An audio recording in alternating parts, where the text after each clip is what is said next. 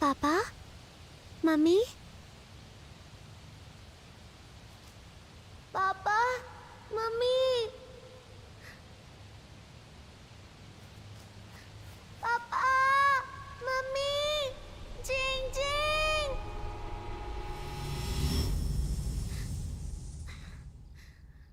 ये किस तरह का रवैया है? झांग जियांगो, तुम ठीक से सुनो। तुम्हें कल उसे भेजना ही होगा। मैं उसे देखना नहीं चाहती। क्या तुम थोड़ी समझदारी नहीं दिखा सकती? मैं विन्या का पापा हूँ, उसका ध्यान रखने की जिम्मेदारी मेरी है। तुम क्या चाहती हो? कहाँ भेजूं मैं उसे? मुझे परवाह नहीं, मुझे वो बोझ नहीं चाहिए। उसे उसकी माँ के घर भेज क्या दो। तुम धीरे नहीं बोल सकती? बच्ची सो रही है। जैसे कि तुम्हें पता नहीं कि विन्या की मम्मी का रेस्टोरेंट जोरों से चल रहा है और उसे जिंगजिंग का भी ध्यान रखना है। अगर मैं विन्या को भेज दूं तो क्या वो उसकी देखभाल कर पाएगी? इसके अलावा मुझे बच्ची की कानूनी जिम्मेदारी दी गई थी। मैं उसकी देखभाल करने से मुकर नहीं सकता। बच्ची बच्ची, तुम्हारे दिल में उसके अलावा किसी और चीज के लिए जगह ही नहीं है। और मेरा क्या? ये कोई रहने का तरीका नहीं है। अरे तुम क्या कर रही हो? या तो वो जाएगी या मैं। अगर तुम उसे जाने नहीं दे सकते तो मैं जा रही हूँ। ये क्या बात हुई? ऐसा होना चाहिए क्या?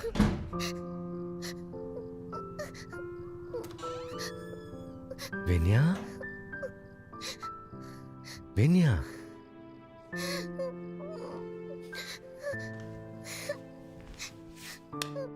क्या हुआ? डरो मत। मुझे डर लग रहा। डरो मत, पापा है ना यहाँ। पापा, आंटी मुझे पसंद नहीं करती है ना? आप मुझे फिर से अपने से दूर भेज दोगे? विन्या, अच्छी बच्ची बनो और जैसे कहा गया वैसा करो। अभी के लिए मम्मी के घर जाओ और कुछ समय बाद में तुम्हें लेने आऊंगा और मैं तुम्हें वापस ले आऊंगा। अच्छी बच्ची।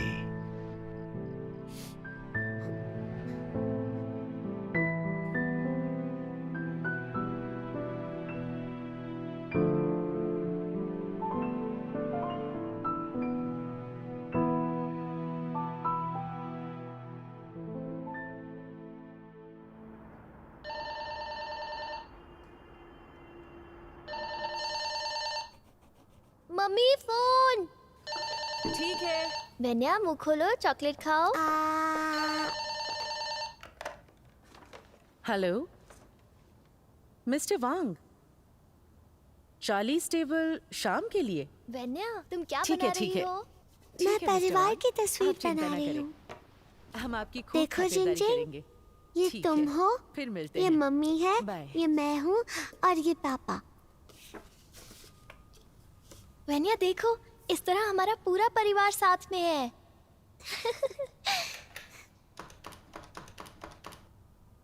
मिस्टर झैंग, मिस्टर वांग ने अभी अभी 40 टेबल मुझे बुक किए हैं। पापा के घर इस में बार क्या आप आंटी इसे नहीं संभालेंगे? पसंद है। वो और 8 मतलब ही तारीख को है हेल्थ मुझे ब्यूरो के लोग तुम्हारे साफ और सफाई मम्मी जांचने के साथ आएंगे। रहना प्लीज है। साफ सफाई मैं भी अच्छे से हमेशा तुम्हारे रखिएगा। साथ ही रहना और, चाहती हूँ। लाल लिफाफे तैयार करना याद जिंजिंग, रखिएगा और बाद में दूसरे हमारे बच्चों के रेस्टोरेंट में पास हमें तो दावत भी सिर्फ दीजिए। एक ही घर हाँ, होता है, और ध्यान हमारे रखिए पास किसी दो का भी क्यों है? अपमान ना हो। मम्मी नहीं ने तो वो कहा हमारा जब हम जीना बड़े मुश्किल होंगे कर तब देंगे। समझ जाएंगे। हाँ? ठीक है। वेंजिंग, क्या तुमने अपनी दवा ली? हाँ मैंने ले ली। यहाँ आओ विन्या। मम्मी देखो। वाह, विन्या की तस्वीर बहुत अच्छी है। विन्या, मम्मी को कुछ दिन तुम्हारी देखभाल करने की बिल्कुल फुर्सत नहीं है, तो अपने अंकल के घर जाओ और अपने भाई दापिंग के साथ खेलो, ठीक है? मुझे नहीं खेलना। अच्छी बच्ची हो ना विन्या। मैं तुम्हारे लिए तुम्हारी मनपसंद रंगीन पेंसिल्स और सभी तरह की मजेदार चीजें लाऊंगी। मैं तुम्हें कुछ दिनों में ले जाऊंगी। नहीं, मुझे भाई दापिंग के साथ नहीं खेलना है। मुझे यहाँ पर आपके और जिंजिंग के साथ रहना है। अच्छी बच्ची बनो और मेरी बात सुनो। तुम्हारे अंकल हमारा नीचे इंतजार कर रहे हैं, ठीक है? चलो चलते हैं।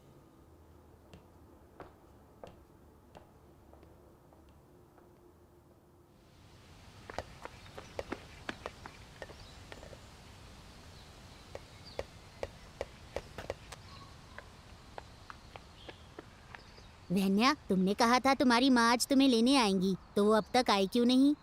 मम्मी बिजी है, शाम के बाद मुझे लेने आएंगी। तुम हमेशा मेरे घर में क्यों रहती हो? अपने घर वापस क्यों नहीं जाती? दापेंग, रात के खाने का समय हो गया है। ठीक है। आज स्कूल में कुछ मजेदार हुआ? आज हमारी रेस हुई और मैं क्या सच पहले में? ये तो नंबर बहुत पर ही अच्छी आया। चलो बात है। खाना खा लें। वाह, खट्टी मीठी हाँ। मछली। दपेंग, तुम्हारी मम्मी ने तुम्हारी मनपसंद डिश बनाई है। ये। लो दपेंग, थोड़ी मछली लो। ये लो, ये तुम्हारी पसंदीदा है ना? हाँ वो तो है, पसंद है ना? बहुत। लो थोड़ा सूप ले अच्छा, लो। तो थोड़ी और ले लो, फिर तुम लंबे तगड़े हो जाओगे, है ना?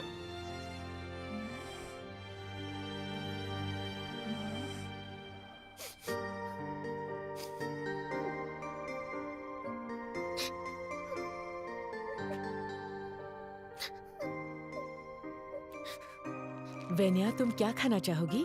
जो चाहोगी ले दूंगी। कुछ नहीं मम्मी, मुझे कुछ भी नहीं चाहिए। मुझे बस आपके साथ रहना है।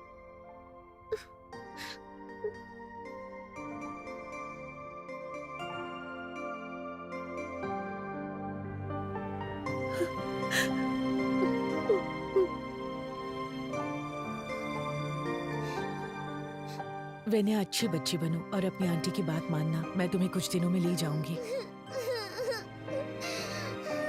अच्छी बच्ची बनो वेन्या।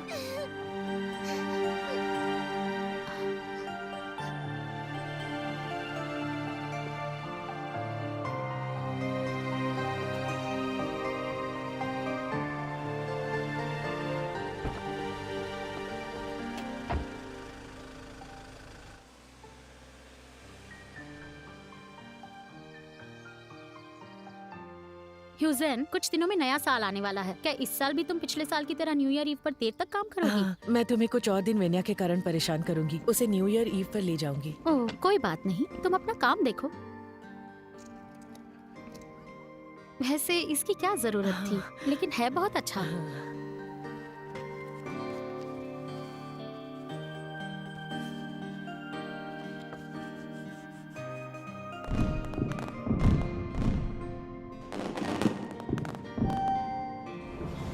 हम घर आ गए।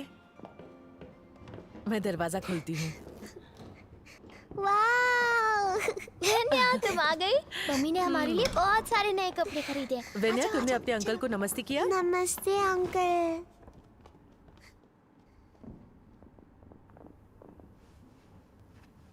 ये कितना सुंदर है। वेन्या एक सुंदर छोटी राजकुमारी जैसी लग रही है। जिंजिंग, बालों में ये बो लगा दो। ठीक है। ओह, ये बो तो बहुत सुंदर है। जाओ जाके मम्मी को तुमने उन दो दिखाओ। बच्चियों पर कितना खर्च किया है? न्यू ईयर ईव है और तुम छोटी वाली को भी यहाँ ले आई। तुम बहुत मनमानी करने लगी हो। पता है, हम वांग है, झांग नहीं। अगर तुम उस शरारती बच्ची को आज यहाँ से नहीं बेचती हो तो एक अच्छे नए साल के बारे में सोचना भी मत। मैं बच्ची की माँ हूँ और मैं उसे नए साल के लिए लाई हूँ। इसमें गलत क्या है? तुम में कोई इंसानियत नहीं है। एक बच्ची से तुमको क्या परेशानी हो रही है?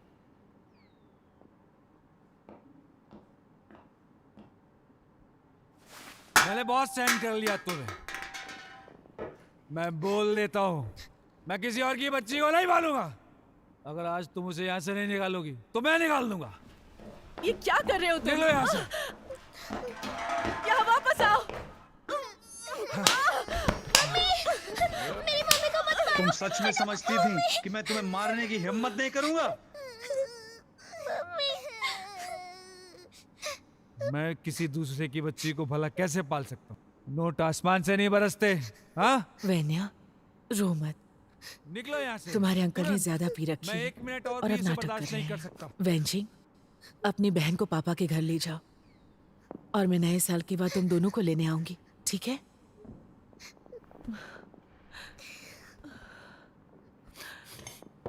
बेटा, तुम अंकल के आने का इंतजार करो, फिर हम एक साथ मिलके खाते हैं, है ना? हाँ, देखो अंकल वापस आ गए। सुनो जिंगजिंग, इसे अपनी बहन के कमरे में ले जाओ।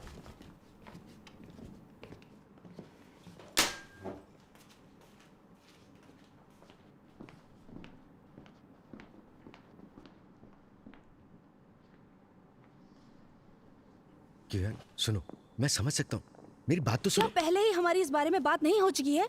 बच्ची अपनी मम्मी के घर नया साल मनाएगी, समझे? किरण, इतनी देर हो चुकी है और ये नया साल है। अब बच्चे यहाँ हैं उन्हें छुट्टी के लिए यहाँ घर पर ही रहने दो। तुम्हें बस मुझे परेशान करने का बहाना चाहिए। तुम मुझे खुश नहीं देख सकते है ना?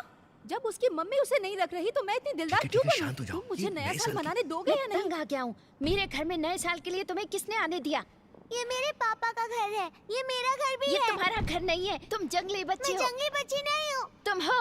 मैं नहीं तुम हो। तुम हो। तुम हो। मैं नहीं तुम हूँ हो। जंगली बच्ची। तुम जंगली बच्ची मैं हो। नहीं, तुम लड़ाई जंगली मत करो, बच्ची हो। छोड़ो, मैं मत नहीं करो। हूँ। छोड़ दो उसे। मैं नहीं तुम हूँ। जंगली बच्ची हो। मैं जंगली नहीं हूँ।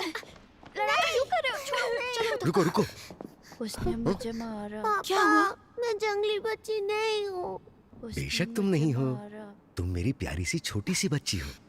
झांग जियांगो, मैं तुम्हें अभी बता रही हूँ, अगर ये यहाँ है तो मैं नहीं रहूंगी, और अगर यहाँ मैं हूँ तो ये नहीं रहेगी। तुम खुद फैसला ठीक कर लो। है, अंदर जाओ।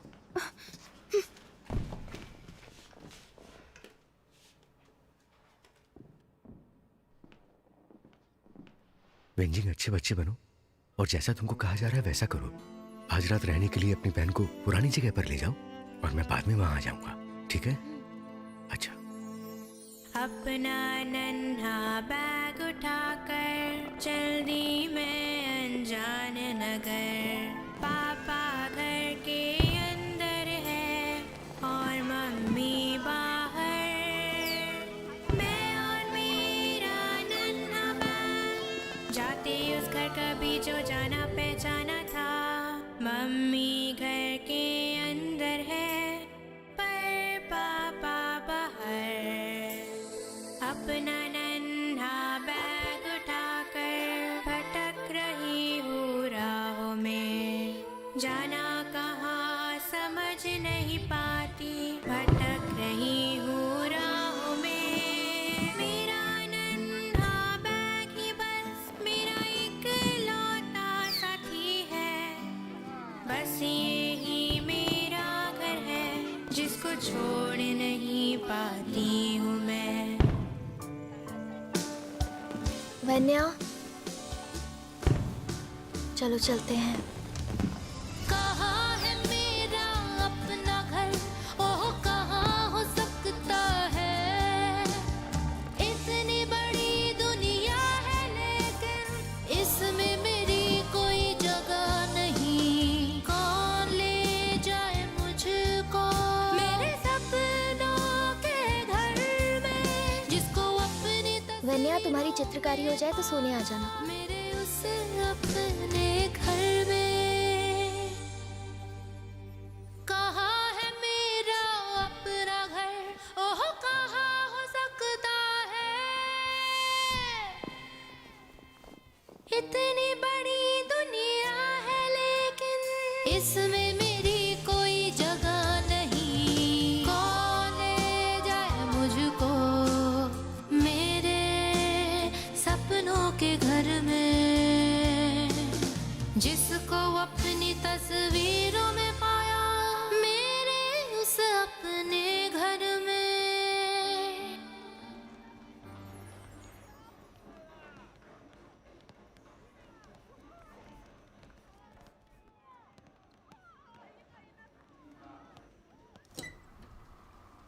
पापा, मैं वापस आ गई। बहन, फिर से शादी की बात शुरू ना करो। कुछ साल पहले क्यूयान से तलाक लेने के बाद से घर में बहुत शांति का माहौल है। और क्या मैं वेन्या के साथ अब अच्छे से घुल मिल नहीं रहा हूं? जब वो छोटी थी मैंने उसकी अच्छी देखभाल नहीं की और मैंने वास्तव में उसके साथ गलत किया। अब वो अपने कॉलेज में प्रवेश की परीक्षा की तैयारी कर रही है और मैं उसे एक अच्छा माहौल देना चाहता हूं। इसके अलावा हमें और कुछ नहीं सोचना चाहिए। ठीक है बहन, विन्या जल्दी वापस आ जाएगी, इसलिए अब रखता हूं। नमस्ते। ठीक है, नमस्ते। पापा, मैं आ गई। तुम आ गई? जल्दी करो और कपड़े बदल लो। खाना तैयार है। तुम 1 महीने से घर नहीं आई। तुम्हारा वजन कम हो गया है। जल्द ही तुम्हारे एग्जाम है और मुझे पता है कि तुम वास्तव में बहुत मेहनत से पढ़ रही हो, इसलिए मैंने तुम्हारी सेहत के लिए आज कुछ खास बनाया है। ये लो, ये तुम्हारे पसंदीदा खट्टे मीठे पोक रिब्स। वाह। लो, थोड़ा और लो। पापा, हाँ? आप भी थोड़ा और खाइए ना। हाँ, ठीक है। आप थोड़े कमजोर लग रहे हैं, आपको अपना ख्याल रखना चाहिए। मैं ठीक हूँ।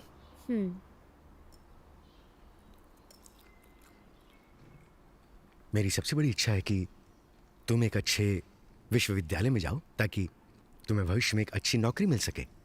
तब मेरी चिंता खत्म हो जाएगी। पापा चिंता मत कीजिए, मैं आपको निराश नहीं करूंगी। भविष्य में मैं अपने करियर में सफल रहूंगी आपकी तरह। बढ़िया। चलो थोड़ा और लो। लो। वैसे पापा बहुत दिनों से मम्मी और बहन को नहीं देखा। मैं कल मम्मी के घर जाना चाहती हूँ।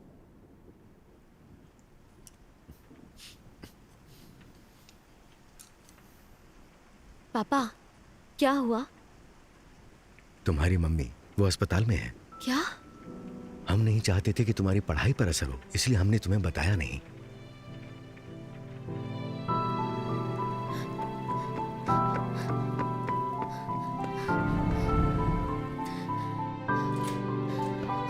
वेंजिंग, मम्मी कैसी है?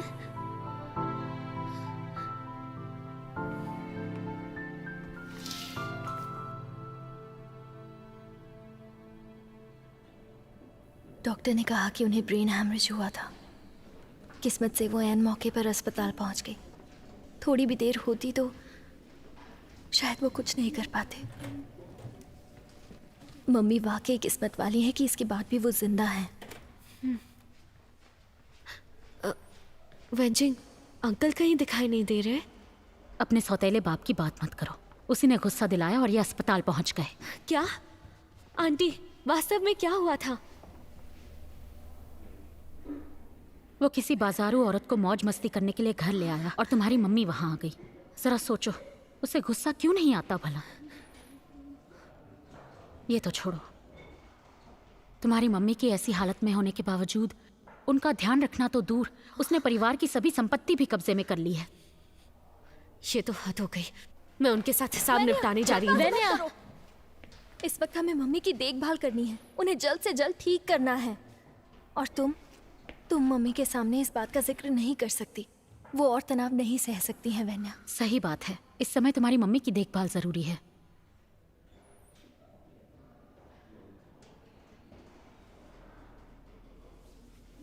वेंजिंग, वैन्या, घर पर बहुत सारे काम पड़े हैं। तुम दोनों यहाँ हो अपनी मम्मी का ख्याल रखने के लिए, तो मैं घर चलती हूँ।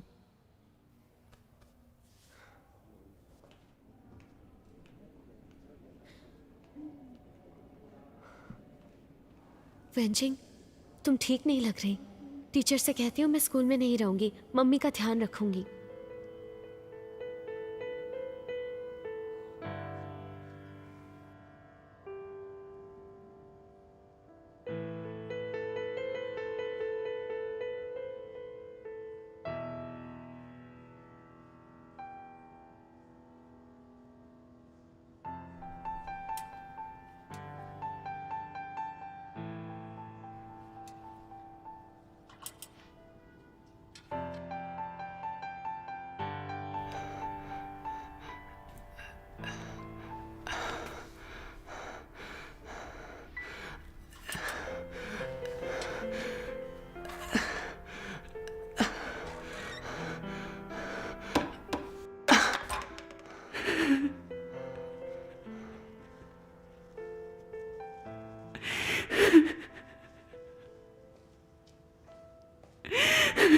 मम्मी,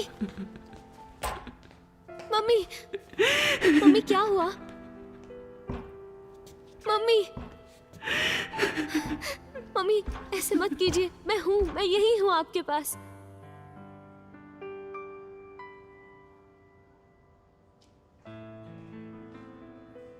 मम्मी दवा खा लीजिए। मम्मी दवा लेने का समय हो गया है।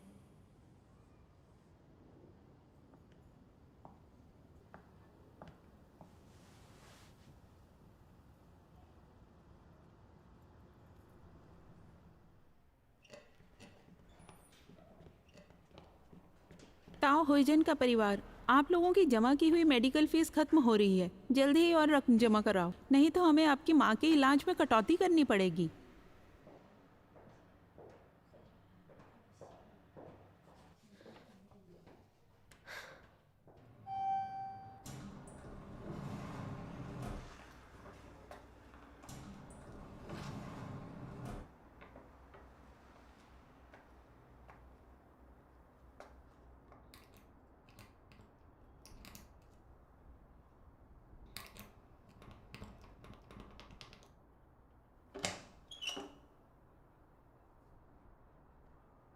तुम यहाँ क्या कर रही हो? मेरी मम्मी का घर है, क्यों नहीं आ सकती मैं? कौन आया है? वो तुम्हें ढूंढ रही है। ओह वेन्या, यहाँ क्यों आई हो? मेरी मम्मी इतने दिनों से अस्पताल में है, लेकिन आपने उनका कोई ध्यान नहीं रखा। मेरे पापा पूरा खर्चा कर रहे हैं, लेकिन अब हमारे पास और पैसे नहीं हैं। क्या आप उनके इलाज का खर्चा दोगे?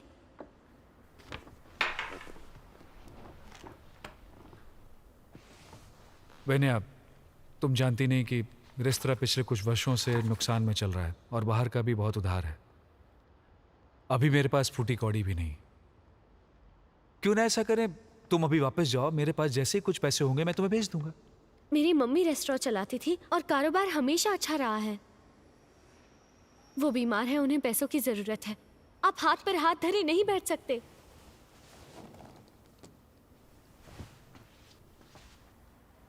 कम से कम मेरी मम्मी के ही पैसे उनके इलाज के लिए दे दीजिए। तुम्हें लगता है कि मेरे पास रुपए होते और मैं तुम्हें नहीं देता? बात यह है कि मेरे पास अभी बिल्कुल पैसे नहीं है। आप इतने साल मेरी मम्मी के साथ रहे, आप इतने निर्दयी कैसे हो सकते हैं? ठीक है, छोड़ो ये सब। मैंने पहले ही तुम्हारी मम्मी को तलाक देने का फैसला कर लिया है, तो अब मुझे ढूंढते ही वापस मत आना। निकल जाओ यहाँ से, मेरी जाओ, मम्मी निकलो। आपके साथ इतने निकलो, अच्छे से रही, जाओ। आप ऐसा कैसे कैसे कर सकते हैं आप ऐसा? क्या आपका ज़मीर मर गया है?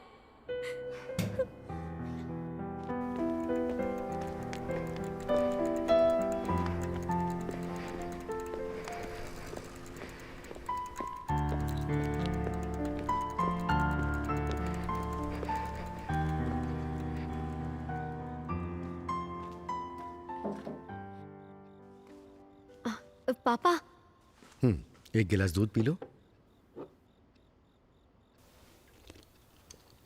कुछ दिनों में तुम्हारी मम्मी अस्पताल से डिस्चार्ज हो जाएगी, लेकिन तुम्हारे सौतेले पिता ने उनके घर पर कब्जा कर लिया है। उनके पास रहने के लिए कोई जगह नहीं है। अपनी मम्मी से बात करो और देखो कि क्या वो हमारे घर में रहेगी। आप उनका स्वभाव जानते ही हो, उनको बहुत अभिमान है। मुझे नहीं लगता इस हालत में वो यहाँ आकर हमारे साथ रहना चाहेंगी। वेंजिंग और मैंने बात कर ली है, हम एक जगह किराए पर ले लेंगे। ठीक है, फिर मैं अगले कुछ दिनों में तुम्हारे लिए एक जगह लेने में मदद करूंगा। अपना होमवर्क खत्म करके जल्दी सो जाओ, ठीक है?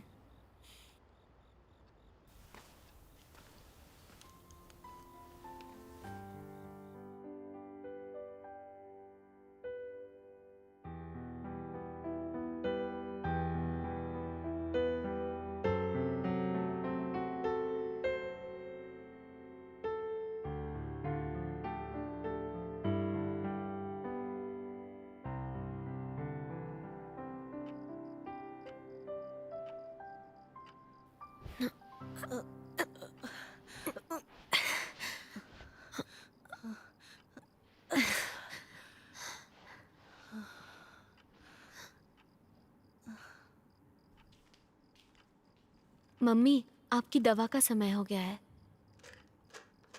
इसे वहां रख दो, मैं ले लूंगी। वेन्या, यहाँ बैठो, मुझे तुमसे कुछ बात करनी है।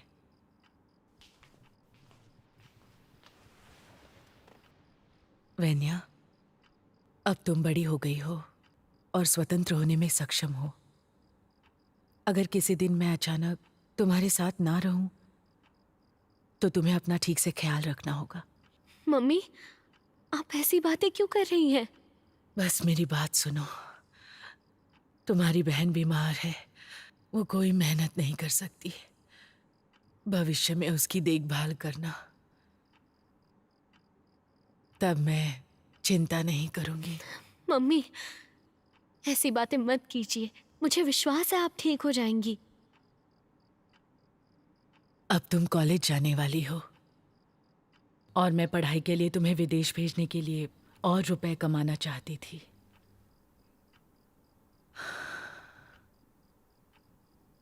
लेकिन तुम दोनों की देखभाल करना दूर, उल्टा मैं तुम लोगों पर बोझ बन गई। मम्मी, ऐसा मत कहिए। देखिए, बहन और मैं अब बड़े हो गए हैं, इसीलिए चाहे जितनी भी मुश्किलें आए, मुकाबला करने से दूर हट जाती हैं। आप इस बारे में ज्यादा मत सोचिए। मम्मी, आप आराम कर लो, अपना मन सब बातों से दूर रखो। हाँ,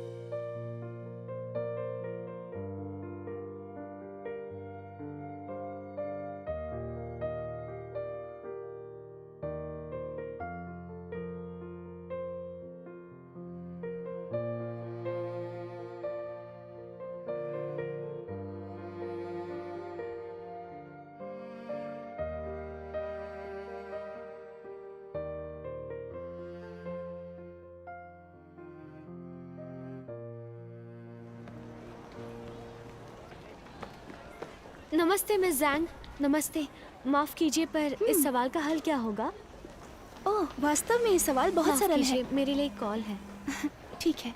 हेलो वेंजिंग, क्या हुआ? पापा अस्पताल में है, उन्हें लेट स्टेज लिवर कैंसर है। क्या? Late stage liver cancer?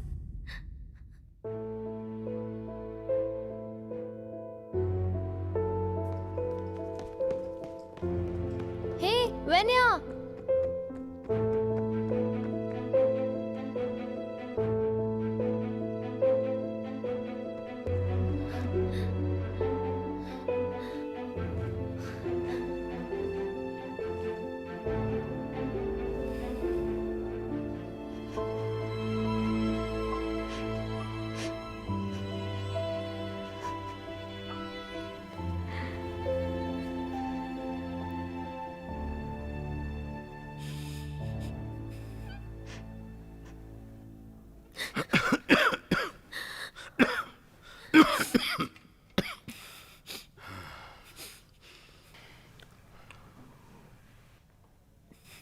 पापा।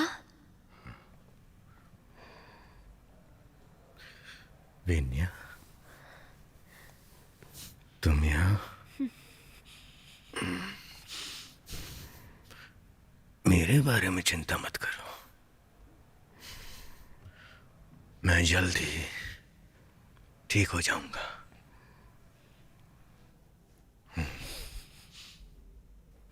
बस अपनी पढ़ाई पर ध्यान दो। पापा, चिंता मत कीजिए, मैं मन लगा के पढ़ाई करूंगी, निश्चित रूप से कॉलेज में दाखिला लूंगी।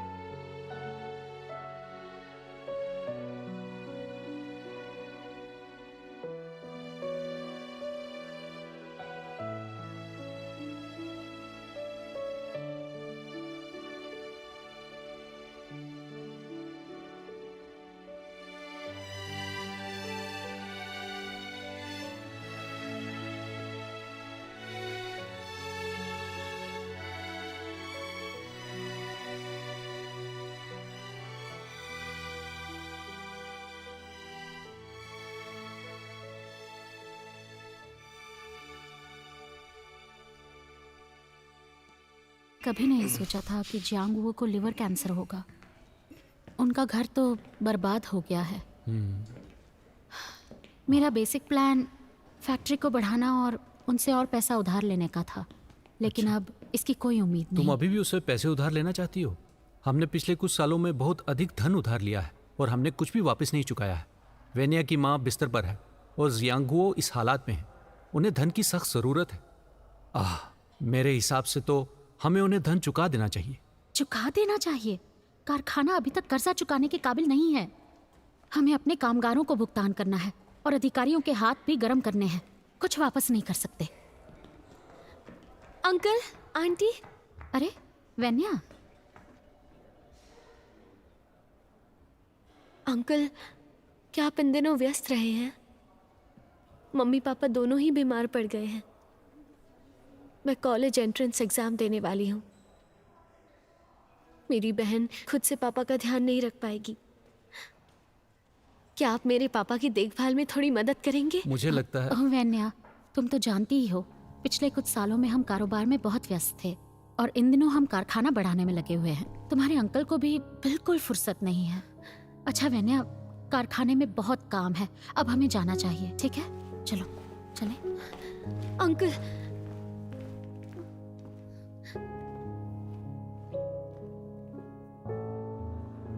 हेलो आंटी, मैं वेन्या बोल रही हूँ। मैं कॉलेज एंट्रेंस एग्जाम देने वाली हूँ। क्या आप मेरे पापा की देखभाल कर पाएंगी? वेन्या, मुझे काम से फुर्सत नहीं मिलती और मैं वाकई बिल्कुल समय नहीं निकाल सकती। ओह, ठीक है।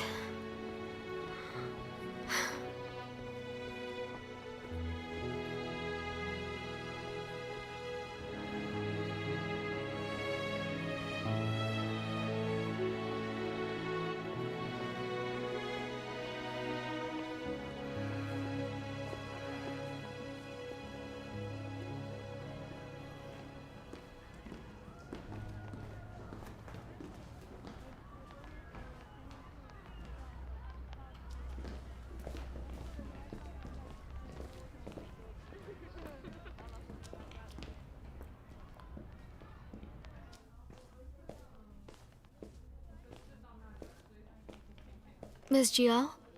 अरे वेन्या, कैसी हो? मुझे स्कूल से 1 हफ्ते की छुट्टी लेनी है। तुम इतनी लंबी छुट्टी क्यों चाहती हो? अस्पताल में पापा की देखभाल करनी है। आने वाले दिनों में उनकी बहुत सी जांच करानी है।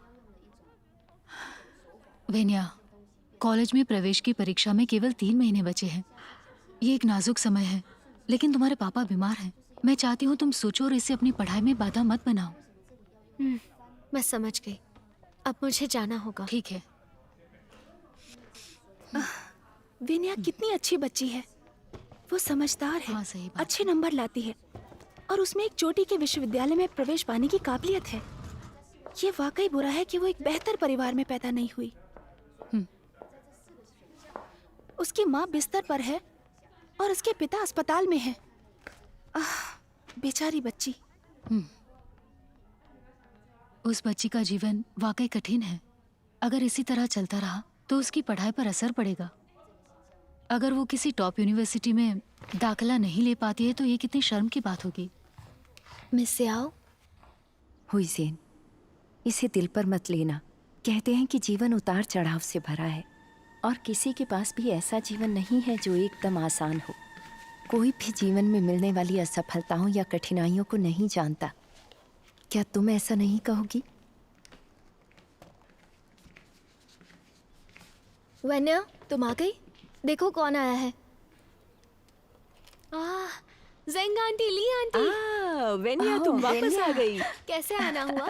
बहुत अरसा हो गया है। चलो तुम बैठो, आराम कर लो। ठीक है, मैं कुछ फल लाई हूँ, इन्हें धोकर लाती हूँ, फिर नाश्ता करते हैं। बढ़िया।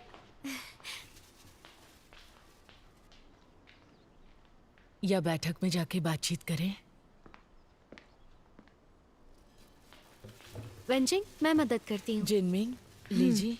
हम इतने सालों से दोस्त रहे हैं और तुम मुझे अच्छी तरह से जानती हो। मैं एक मुकाबला करने वाली इंसान हूँ और चाहे मैं जो भी करूँ, मैं उसमें पीछे रहना नहीं चाहती। पिछले कुछ सालों में एक अच्छा जीवन जीने के लिए और इज्जत कमाने के लिए कारोबार और धन के लिए बहुत मेहनत की है। मैंने कभी नहीं सोचा कि इस सब का अंजाम ऐसा होगा।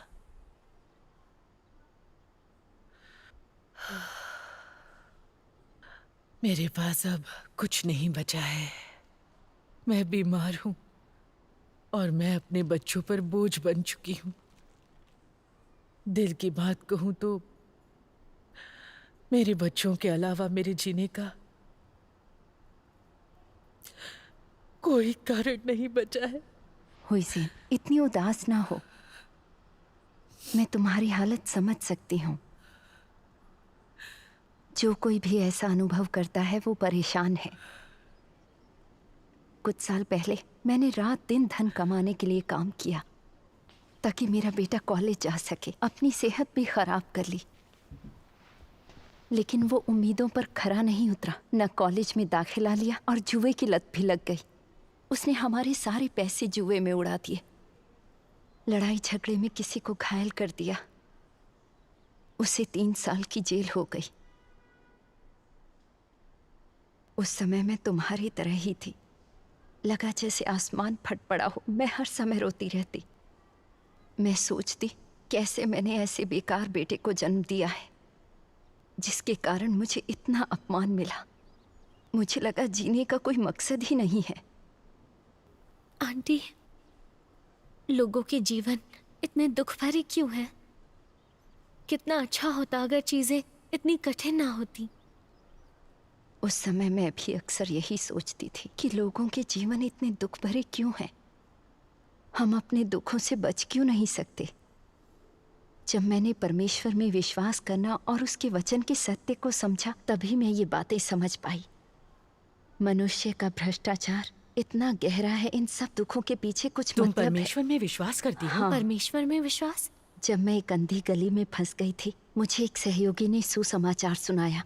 उसने कहा कि मानव जाति की रचना परमेश्वर ने की थी, कि परमेश्वर मनुष्य के भाग्य और जहाँ से वो आता और जहाँ जाता है, पूरा जीवन परमेश्वर द्वारा व्यवस्थित है। परमेश्वर में विश्वास से ही हम मानव जीवन के बारे में इन बातों को समझ पाएंगे। चाहे हमारे जीवन में कोई भी मुश्किलें, रुकावटें, कठिनाइयाँ या असफलताएं आए, ये सब परमेश्वर का दया भाव है। हम परमेश्वर में विश्वास करते हैं और इन कठिन परिस्थितियों से गुजर चुके हैं और परमेश्वर के कार्यों को देख पाते हैं, ताकि हम परमेश्वर का संरक्षण प्राप्त कर सही मार्ग पर चल सकें। अगर हम सत्य की खोज करने में समर्थ होते हैं, परमेश्वर से प्रार्थना और उन पर भरोसा करते हैं, तो वे हमारी रक्षा और देखभाल करेंगे। हमारी कठिनाइयों, हमारी समस्याओं को हल करने का मार्ग सुझाएंगे। मेरे सहयोगी ने अंत के दिनों में परमेश्वर के वचनों और कार्य की गवाही के साथ वचनों की एक पुस्तक वचन देह में प्रकट होता है भी दी। तब से मैं हर दिन परमेश्वर के वचनों को पढ़ती और अक्सर उनसे प्रार्थना करती रही। मैंने दिल खोलकर अपनी कठिनाइयां परमेश्वर के साथ साझा की, अपने भाई बहनों के साथ परमेश्वर के वचनों पर संगति की। समय के साथ मुझे समझ आ गया कि परमेश्वर के हाथों में मानव जाति का भाग्य है। वही लोगों के जीवन को व्यवस्थित कर शासन करते हैं। हम इंसान बहुत दर्द में जीते हैं क्योंकि हम शैतान द्वारा भ्रष्ट किए गए हैं। हम सभी परमेश्वर से बहुत दूर हैं। हम उनकी देखभाल और संरक्षण खो चुके हैं और शैतान के अधिकार क्षेत्र में गिर गए हैं। इसलिए हमारे जीवन पीड़ा और त्रासदी से भरे हैं। मैं ये भी जानती हूँ कि लोग अपने नाम, घमंड, प्रसिद्धि और प्रतिष्ठा के लिए जीते हैं। ये सब मानव जाति पर शैतान की यातना है। ऐसे जीवन से लोग कैसे पीड़ित न होंगे।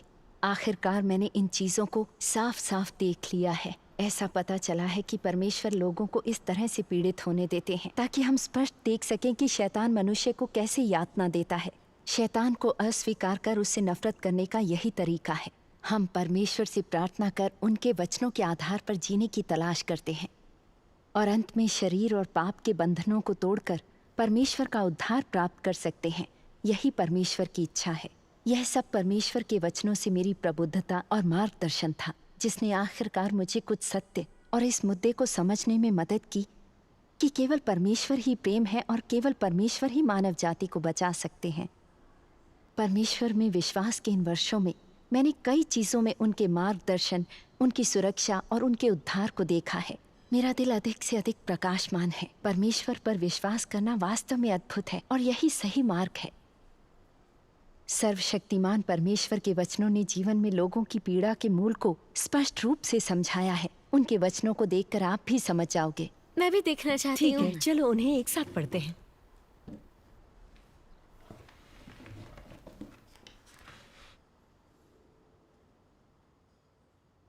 सर्वशक्तिमान परमेश्वर कहते हैं, आदम और हव्वा जिन्हें परमेश्वर के द्वारा आदि में बनाया गया था, वे पवित्र थे। दूसरे शब्दों में, जब वे अदन की वाटिका में थे तब वे पवित्र थे और उनमें कोई अशुद्धता नहीं थी। वे यहोवा के प्रति भी निष्ठावान थे और यहोवा को धोखा देने के विषय में कुछ नहीं जानते थे। ऐसा इसलिए था क्योंकि उनमें शैतान के प्रभाव का विघ्न नहीं था, उनमें शैतान का जहर नहीं था और वे सभी मानव जाति में सबसे अधिक शुद्ध थे। वे अदन की वाटिका में रहते थे।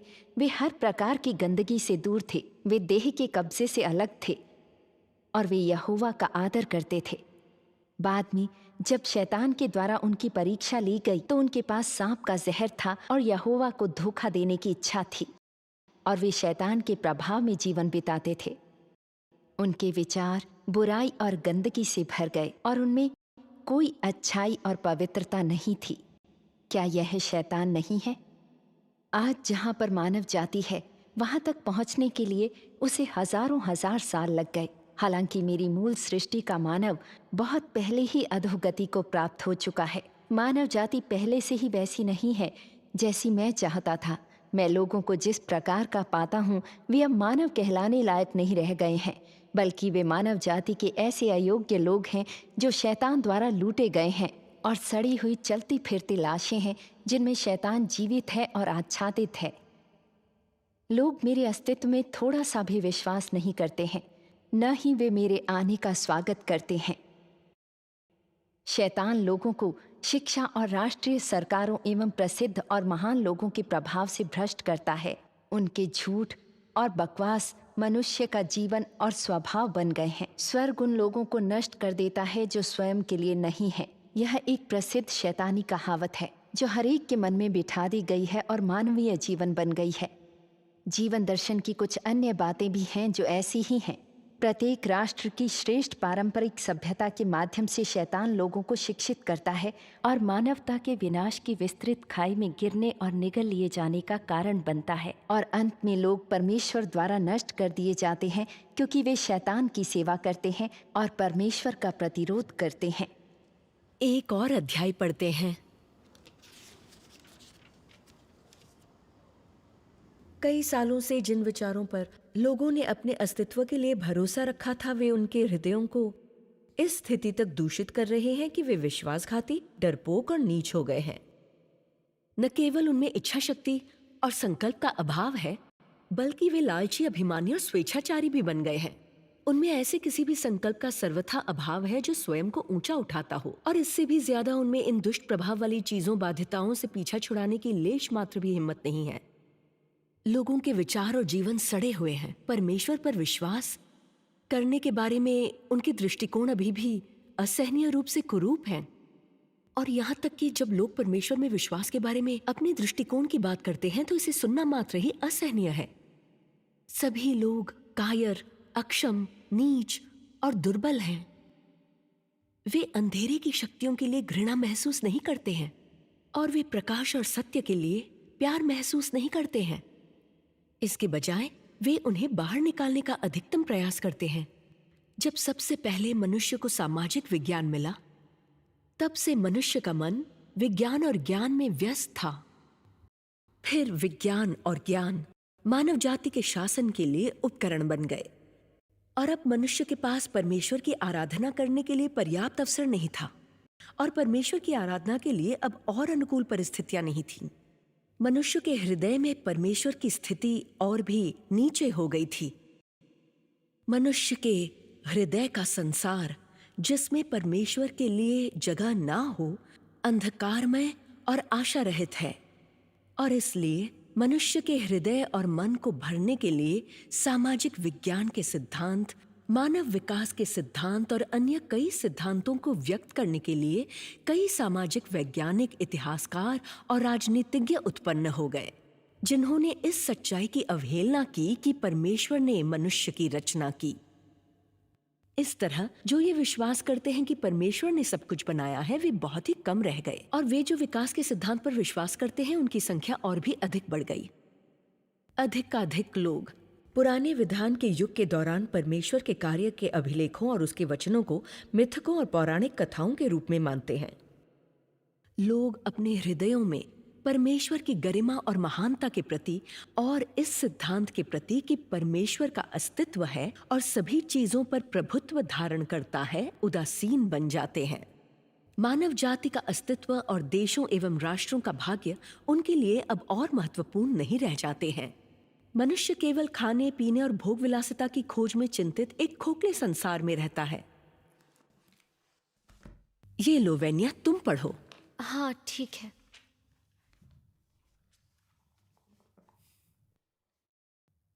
मनुष्य सदियों से परमेश्वर के साथ चलता आया है, फिर भी मनुष्य नहीं जानता कि परमेश्वर सभी बातों पर, जीवित प्राणियों के भाग्य पर शासन करता है। यह सभी बातों को परमेश्वर किस प्रकार से योजनाबद्ध या निर्देशित करता है। यह कुछ ऐसी बातें हैं जो अतीत काल से आज तक मनुष्य की नज़रों में नहीं आ पाई हैं। जहाँ तक उस कारण की बात है, ये इसलिए नहीं है क्योंकि परमेश्वर के मार्ग बहुत ही भ्रांतिजनक है या क्योंकि परमेश्वर की योजना का पूरा होना अभी बाकी है, परंतु इसलिए कि मनुष्य का हृदय और आत्मा परमेश्वर से अत्यधिक दूर है। इसलिए हालांकि मनुष्य परमेश्वर का अनुसरण करता है, वो अनजाने में शैतान की सेवा में लगा रहता है। कोई भी सक्रिय तौर पर परमेश्वर के पद चिन्हों या प्रकटन नहीं खोजता है और कोई भी परमेश्वर की देखभाल और संभालने की इच्छा में नहीं रहना चाहता, परंतु वे शैतान और दुष्ट के क्षय पर भरोसा करने को तैयार रहते हैं ताकि इस संसार और दुष्ट मानव जाति के जीवन के नियमों का पालन करने के लिए अनुकूल बन जाए। इस बिंदु पर मनुष्य का हृदय और आत्मा शैतान के लिए बलिदान हो जाता है और वे उसके बने रहने का सहारा बन जाते हैं।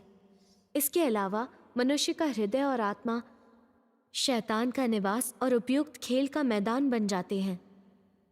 इस प्रकार से मनुष्य अनजाने में अपने मानव होने के नियमों की समझ और मानव अस्तित्व के मूल्य और उद्देश्य को खो देता है।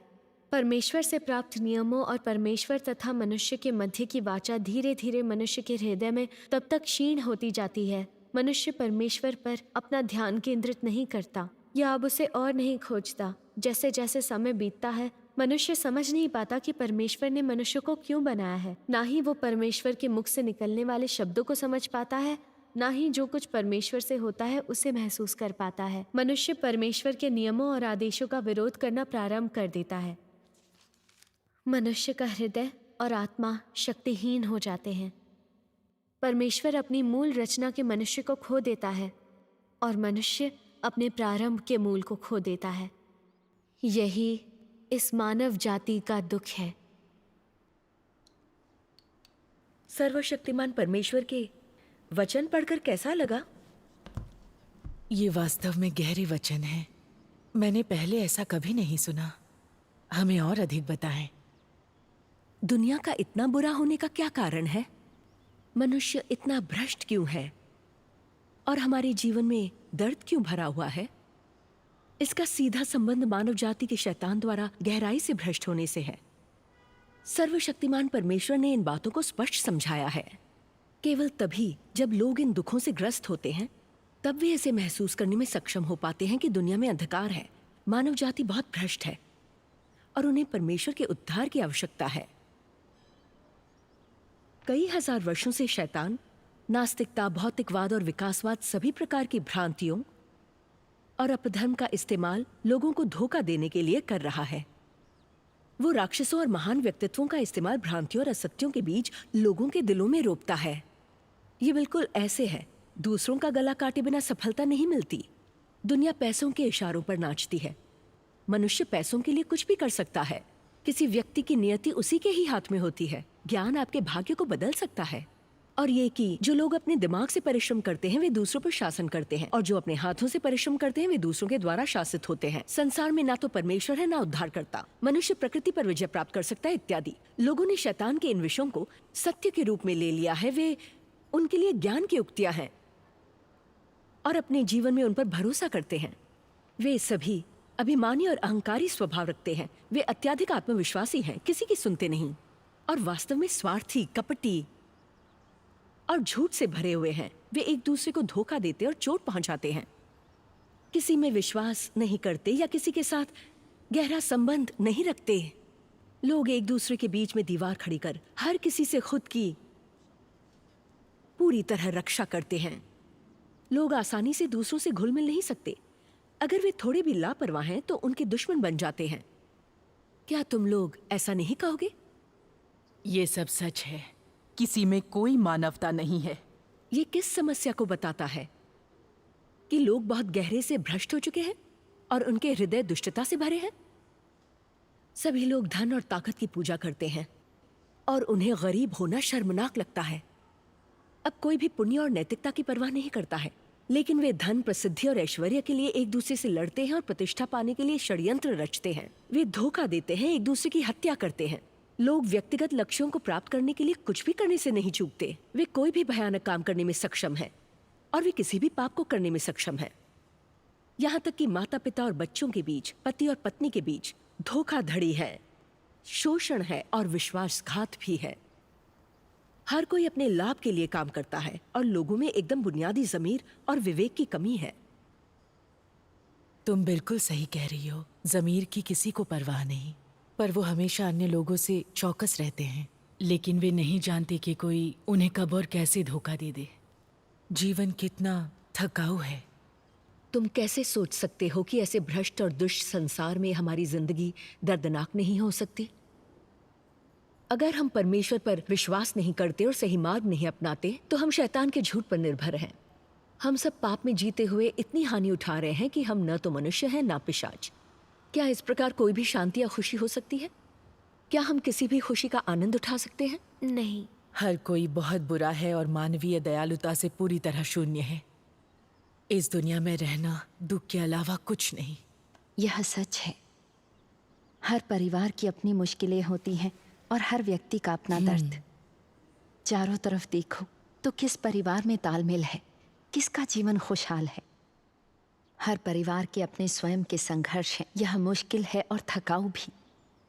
अगर लोग परमेश्वर पर विश्वास, सत्य की खोज और जीवन में सही मार्ग अपनाते, वे परमेश्वर द्वारा आशीषित किए जाते और मानव जाति इतनी भ्रष्ट नहीं होती। विशेष रूप से उनके जीवन में इतनी पीड़ा नहीं होती। ये शर्मनाक है कि परमेश्वर पर विश्वास करने वाले, सत्य से सचमुच प्यार करने वाले लोग बहुत ही कम हैं। विशेष रूप से चीन में नास्तिक कम्युनिस्ट पार्टी सत्ता में है, जो कलीसियाओं का दमन और विश्वासियों पर अत्याचार करते हैं। परमेश्वर के ऐसे विरोधी देश में उनकी कोई आशीष नहीं है। यही वजह है कि चीनी समाज सबसे ज्यादा दुष्ट और अंधकारमय है। चीनी लोगों के जीवन सबसे थकाऊ और दर्दनाक हैं। ये सब सच है। अगर परमेश्वर कार्य करने और मानव जाति को बचाने ना आए होते तो हम सब पापों के मध्य में ही रहते और खुद को शैतान के छल और अनिष्ट से नहीं निकाल पाए होते। सब कुछ जो आप कह रहे हैं वो सच है। लोग आपस में पूरा पाखंड करते हैं, एक दूसरे को धोखा देते हैं और एक दूसरे का इस्तेमाल करते हैं। ये वाकई सच है कि इस दुनिया में सारे लोग सिर्फ सुख के साथी हैं। जब आपके पास धन और प्रतिष्ठा होती है तो हर कोई आपकी चापलूसी करता है। जैसे ही कठिनाइयों में पड़े सब खत्म। ना कोई मतलब रखता है, ना कोई सहायता करता है। जब कोई समस्याओं का सामना करता है तो लोगों में मजाक बन जाता है। जब मैं लोगों को उधार देने के लायक थी, सारे दोस्त और रिश्तेदार मेरी खुशामद करते थे। लेकिन जब से बीमारी से पीड़ित हूँ, तब से सब मुझसे कतराते हैं और कोई मेरी सहायता नहीं करना चाहता। सबसे ज्यादा दुख इस बात का है कि मेरे पति ने भी, जिनके साथ मैं 10 साल से भी ज्यादा रही हूँ, उन्होंने ना केवल धोखा दिया बल्कि परिवार की संपत्ति पर कब्जा जमाया।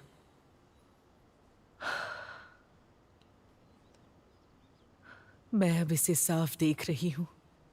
आपसी संबंध भी बस सौदेबाजी है अपने मतलब निकालने के लिए।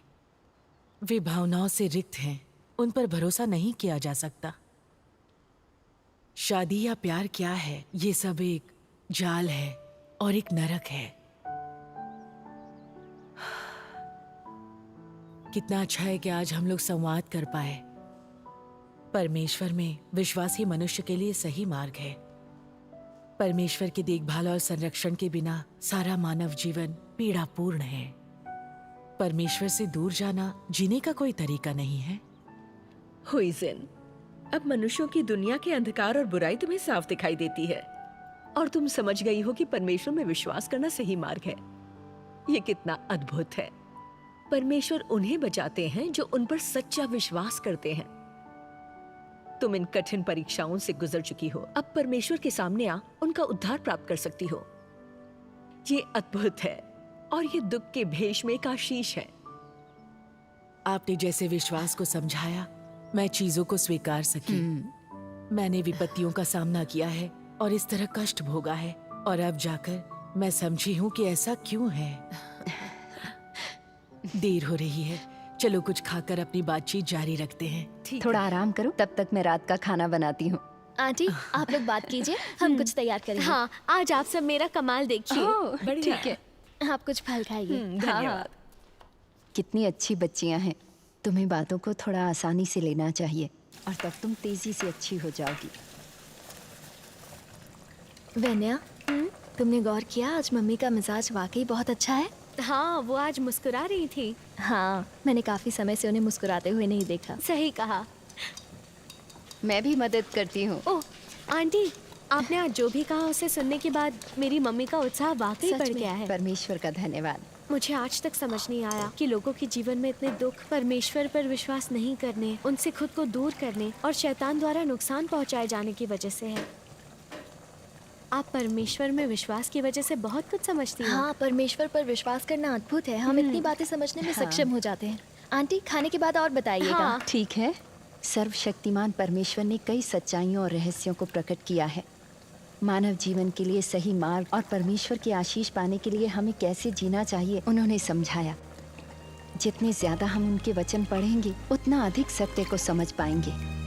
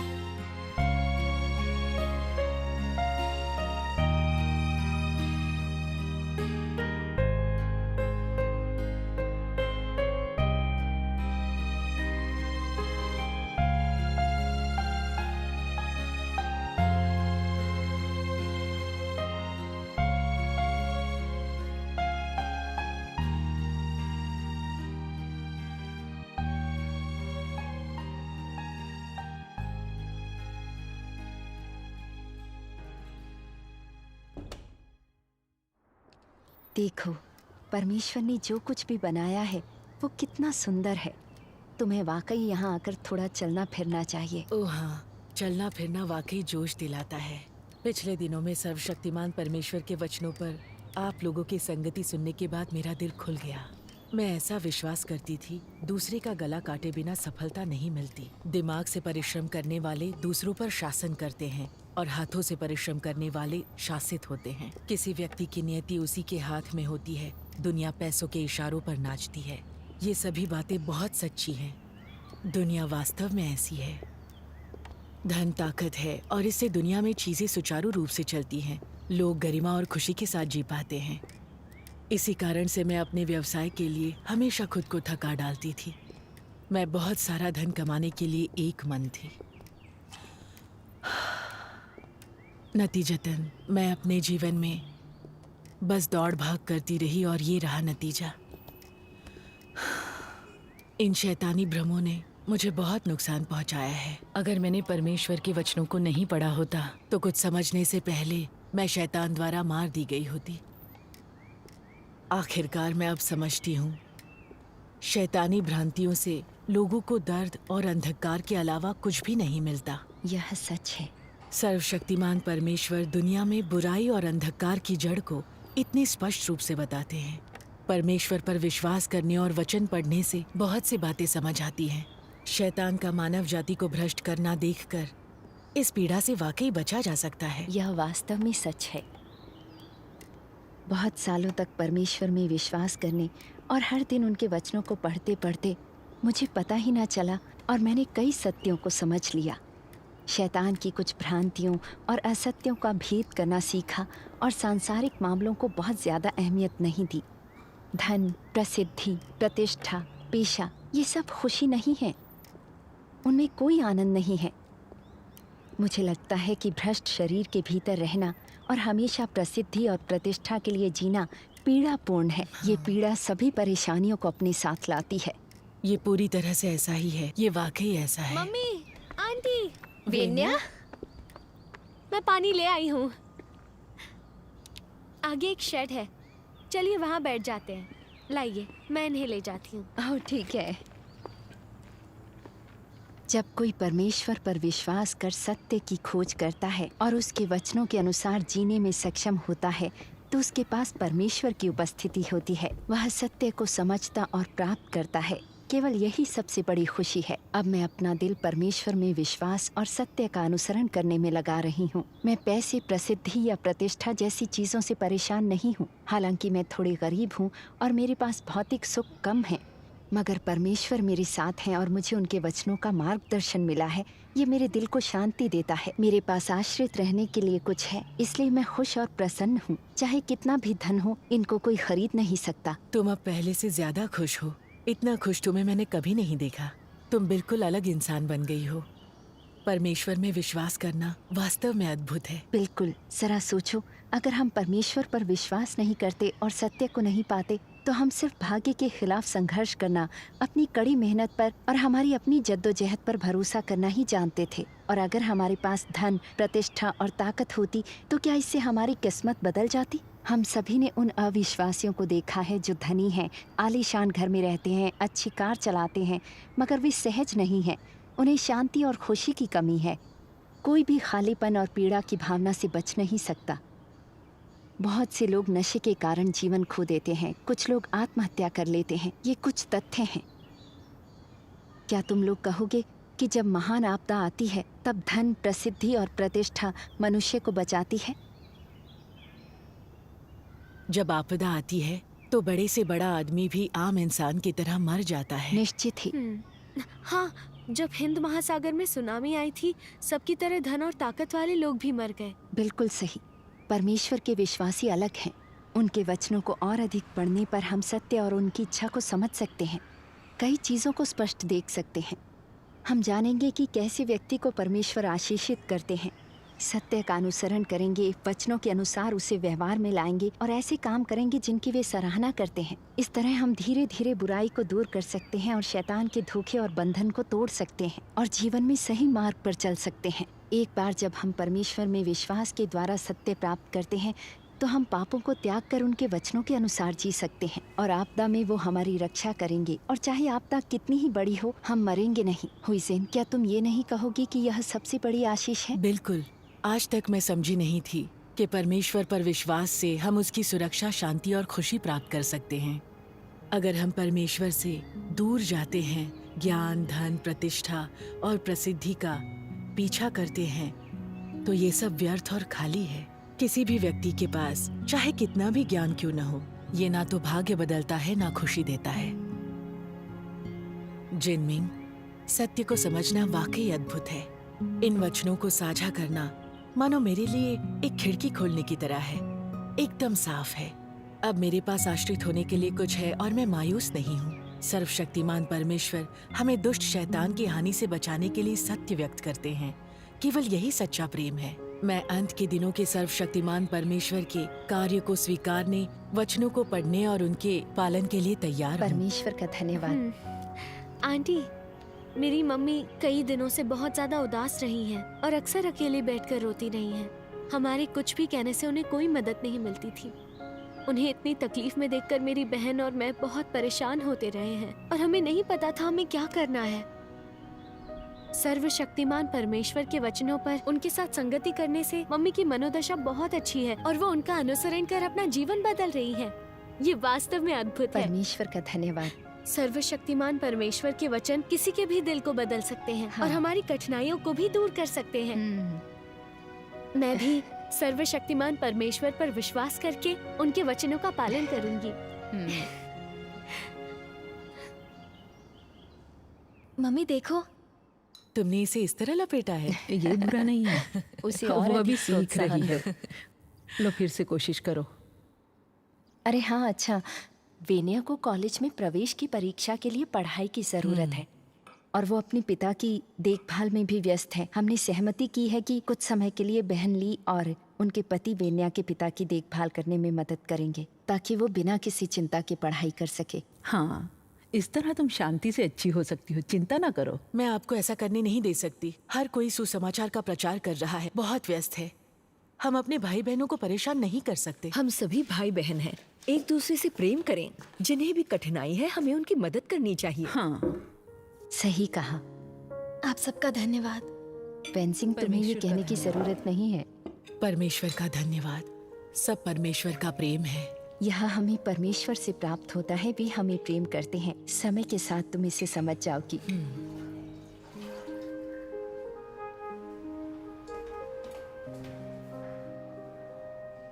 वेनिया, तुम वापस आ गई वेनिया। पापा की देखभाल करने के लिए आपका धन्यवाद। आपने बहुत मदद ओह, की। ये कोई समस्या नहीं है।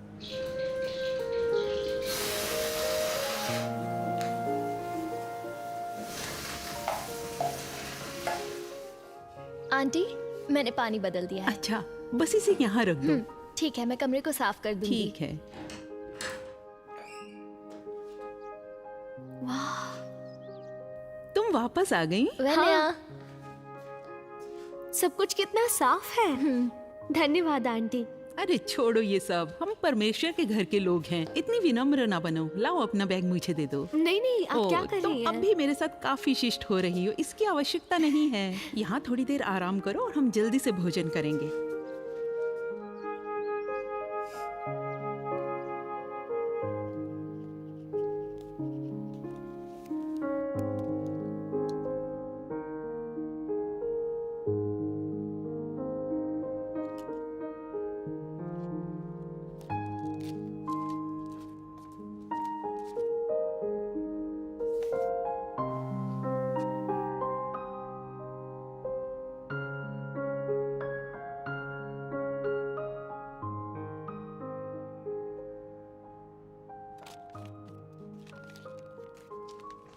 आंटी, आप क्या कर रही हैं? ये जड़ी बूटियां हैं जो तुम्हारी वांग आंटी और मैंने पहाड़ों से कुछ दिन पहले इकट्ठी की थी।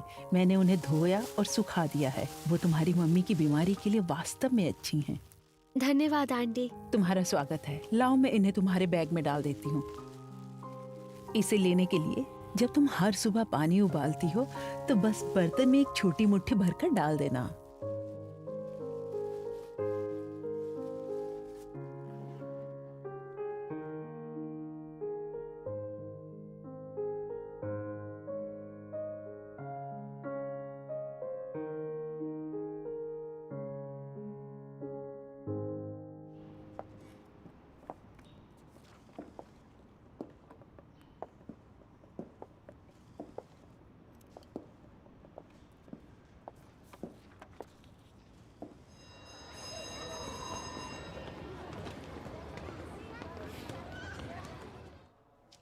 वेनिया, तुमने परीक्षा दे दी? परीक्षा दे दी। मैं करती हूँ। ठीक है, ये लो।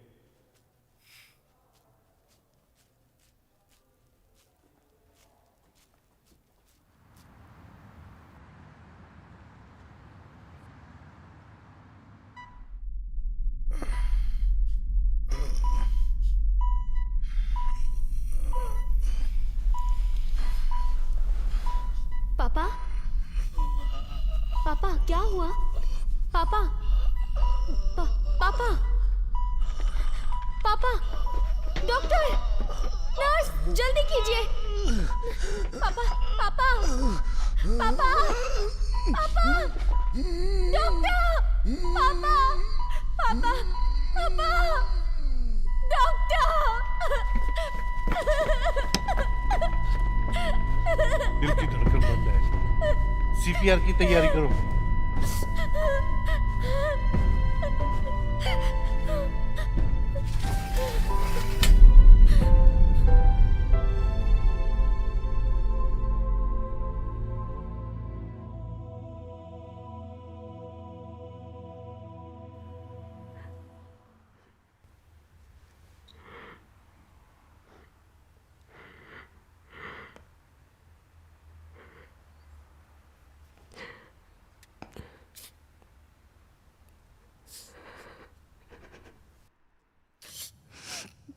वेन्या, परेशान मत हो। मैं जानती हूँ पापा वास्तव में तुमसे बहुत प्यार करते थे। वो तो अब चले गए हैं। अब मैं क्या करूंगी? वेन्या, तुम्हारे पापा अब हमारे साथ नहीं हैं, लेकिन तुम्हारी बहन और मैं अभी भी साथ हैं। हम तीनों माँ बेटियाँ एक दूसरे के साथ हैं। बात सिर्फ ये है कि ये परिवार तुम्हारे लिए मुश्किल रहा है। तुम्हारे बचपन से ही हम तुम्हें एक ऐसा घर नहीं दे पाए जो पूरा हो। तुम्हारे पापा और मेरे तलाक के बाद तुम उनके साथ रही। तुम्हारी सौतेली माँ निर्दयी थी। तुम्हारे पापा के पास तुम्हें मेरे साथ रहने के लिए भेजने के अलावा और कोई विकल्प नहीं था। मैं उस समय वाकई उलझन में थी, केवल धन कमाने पर ध्यान दिया करती थी। तुम्हारी देखभाल करने का समय नहीं था। रिश्तेदारों और दोस्तों के साथ रहने के लिए तुम्हें भेजा, उनसे देखभाल करवाई। उस समय हर बार जब तुम्हें मैंने अकेला बैठकर किसी और के घर पर ले जाने के लिए एक अनाथ की तरह मेरा इंतजार करते देखा, बिल्कुल एक अनाथ बच्ची की तरह, तो मुझे ऐसा लगा कि मेरा जीवन इतना मुश्किल क्यों था? मेरे पास ऐसा परिवार क्यों नहीं था जो पूरा था?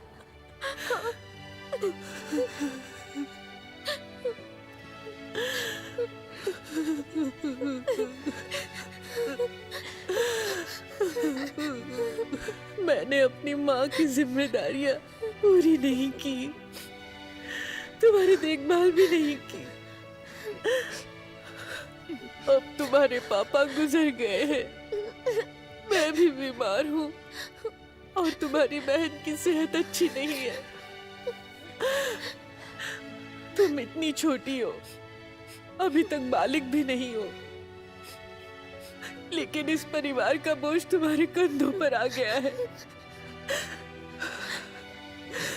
मैं तुमको इतना दुखी देखना सहन नहीं कर सकती।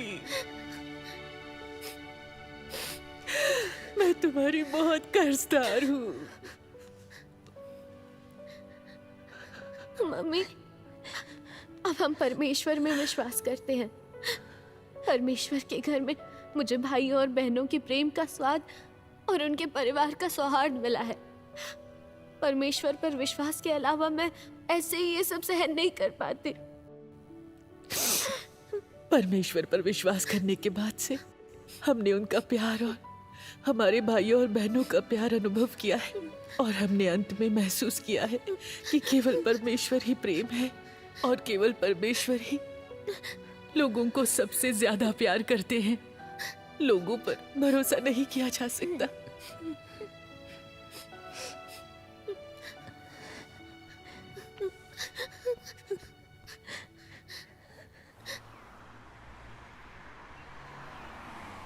हे परमेश्वर, आपने मुझे बचा लिया, मुझे प्यार दिया और मुझे एक परिवार का सौहार्द दिया।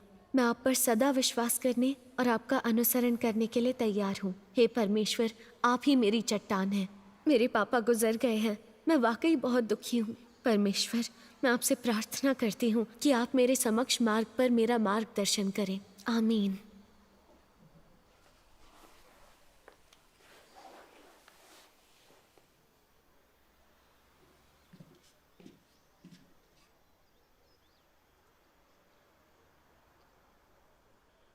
वेन्या, वेन्या, आंटी जेंग हमसे मिलने आई है, चलो चलते हैं। ठीक है। चलो उनके लिए प्रार्थना करते हैं। आंटी जिनमिंग, यहाँ आओ वेन्या। अब तबीयत ठीक है? काफी बेहतर। वेन्या, तुम्हें अपने पापा के देहांत को ठीक से संभालने की जरूरत है। जहाँ से लोग आते हैं और जहाँ भी जाते हैं वह सब परमेश्वर के शासन और व्यवस्था के भीतर है। हर कोई अपने स्वयं के लक्ष्य के साथ पृथ्वी पर आता है और एक बार यह पूरा होने पर वह वापस लौट जाता है। तुम समझी? अगर तुम वाकई इसे समझ पाई हो तो तुम्हें अधिक पीड़ा नहीं होगी। अतीत की चीजें सभी जा चुकी और पूरी हो चुकी हैं। परमेश्वर पर विश्वास करने के बाद हम जीवन में सही मार्ग पर चलते हैं। अगर हम वास्तव में परमेश्वर के वचनों को सुनते हैं और उनके कार्य का पालन करते हैं तो वे हमें आशीर्वाद देंगे। परमेश्वर हमारे साथ हैं। कलीसिया हमारा परिवार है और हम अब अकेले नहीं हैं। चाहे हम किन्हीं भी कठिनाइयों का सामना करें, हम परमेश्वर से प्रार्थना कर सकते हैं और वे हमारी सहायता और मार्गदर्शन करेंगे। क्या यह सच नहीं है? सर्वशक्तिमान परमेश्वर के वचनों को पढ़ते हैं। ठीक है।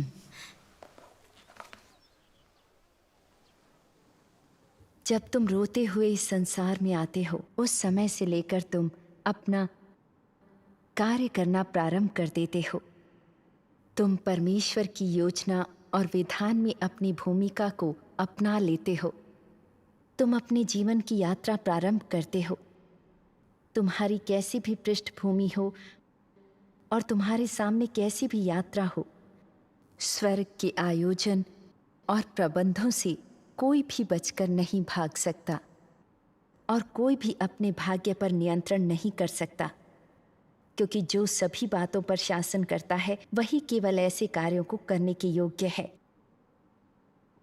जब से मनुष्य अस्तित्व में आया, परमेश्वर अपने कार्य में लगा हुआ है, इस ब्रह्मांड का प्रबंधन करने और सभी बातों के परिवर्तन एवं संचालन में निर्देश देता है। सभी बातों की तरह परमेश्वर से मनुष्य चुपचाप और अनजाने में मिठास, बारिश और ओस का पोषण प्राप्त करता है। सभी बातों के समान मनुष्य अनजाने में परमेश्वर के हाथ की योजनाओं की अधीनता में रहता है।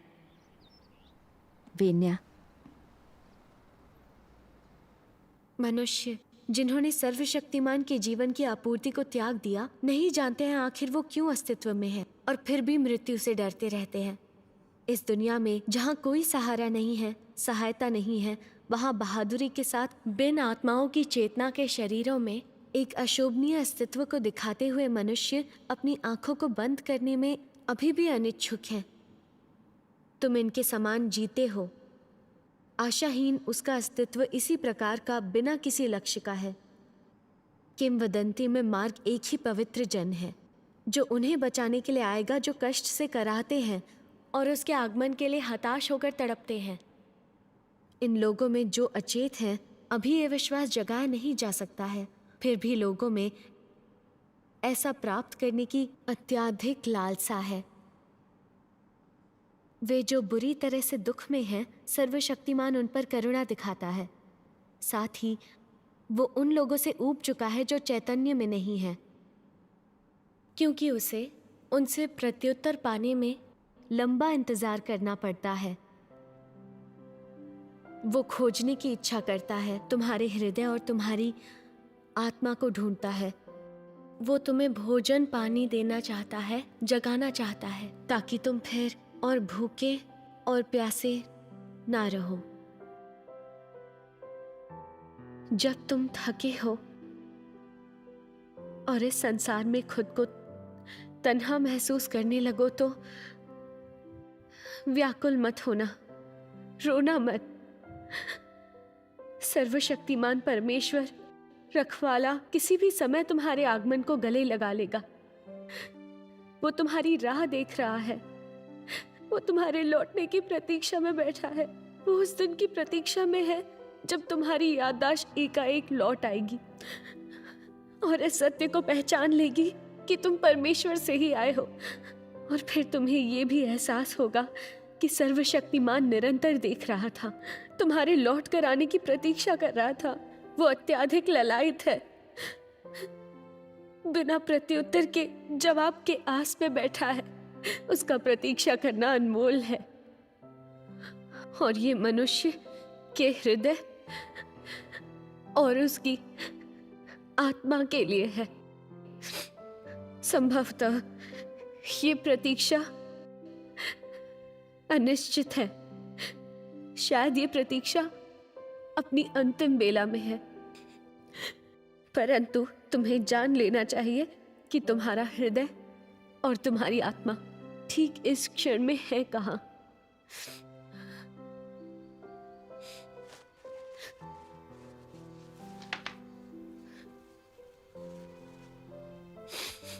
वेन्या, सर्वशक्तिमान परमेश्वर के वचनों को पढ़ने के बाद क्या तुम महसूस कर सकती हो कि ये परमेश्वर, सृष्टि के प्रभु, हमसे बोल रहे हैं? परमेश्वर हमें अपने वचनों के साथ बुलाते हैं।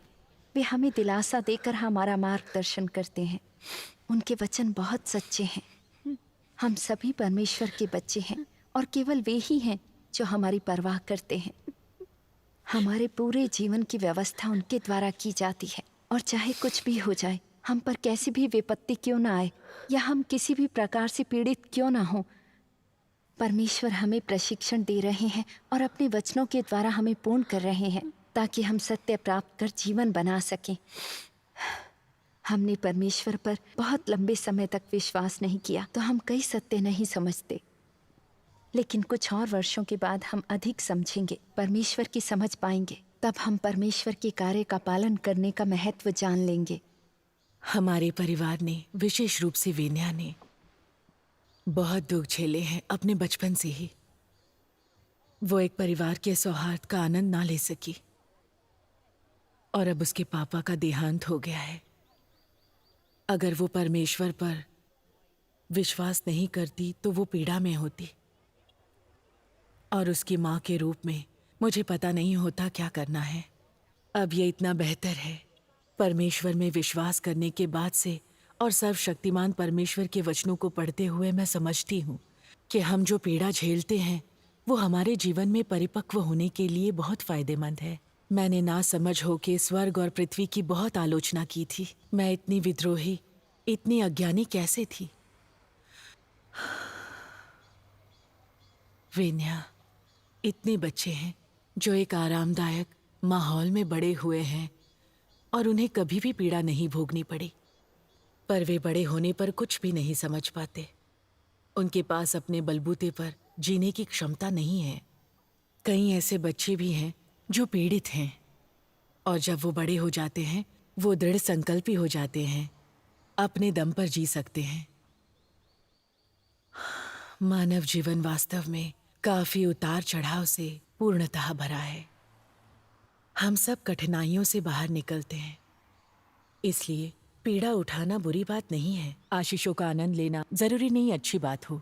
क्या तुम ऐसा नहीं कहोगी? ज़ेंग आंटी और मम्मी ने सब अच्छे से समझाया। वेन्या, इसके बारे में सोचो। अगर हमारे परिवार ने इन दुर्भाग्यों का सामना ना किया होता तो मम्मी ने परमेश्वर पर विश्वास करने का सोचा ही ना होता, और हम दोनों भी विश्वास ना करते। क्या तुम ये नहीं कहोगी कि ये सौभाग्य दुर्भाग्य से ही आया है? मम्मी, आंटी, आज आप लोगों की संगति सुनने के बाद मेरा दिल प्रकाशमान हो गया है, और जिन सारी बातों का मुझे सामना करना पड़ा है वे सभी परमेश्वर के नियम और उनकी व्यवस्थाएं हैं।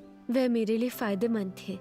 अगर मेरी जिंदगी वास्तव में आरामदायक होती तो शायद मैं परमेश्वर पर विश्वास करने की जगह खाने, पीने, खेलने, साइबर कैफे और पब्स में मौज मजा करने जैसे दुनिया की बुरी प्रवृत्तियों का पालन करती। अब मुझे लगता है कि ये सभी दुख जो मैंने उठाए वे मेरे लिए परमेश्वर की सुरक्षा रहे हैं, और वे हमसे वास्तव में कितना प्यार करते हैं। परमेश्वर में विश्वास करने और सत्य का पालन करने के लिए मुझे वास्तव में पूरी कोशिश करनी चाहिए।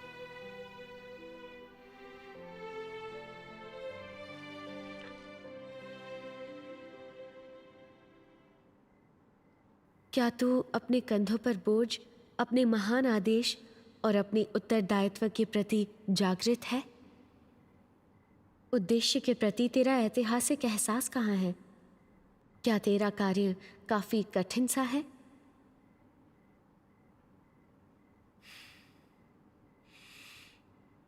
वे लोग दीन, दुखी, दयनीय, अंधे, भ्रमित है, अंधकार में विलाप कर रहे हैं। मार्ग कहाँ है? उनमें गिरते हुए तारे जैसी ज्योति के लिए कैसी ललक है कि वह नीचे आकर उस अंधकार की शक्ति को तितर बितर करें जिसने कई वर्षों से मनुष्य का दमन किया है। कौन जान सकता है कि वे कैसे उत्सुकता पूर्वक आशा करते हैं और कैसे वे दिन रात इसके लिए ललायत रहते हैं। ये लोग जो बुरी तरह से सताए जाते हैं, अंधकार की जेल में कैद रहते हैं, छूटने की आशा के बिना उस दिन भी जब किरण चमकती है, वे कब रोना बंद करेंगे?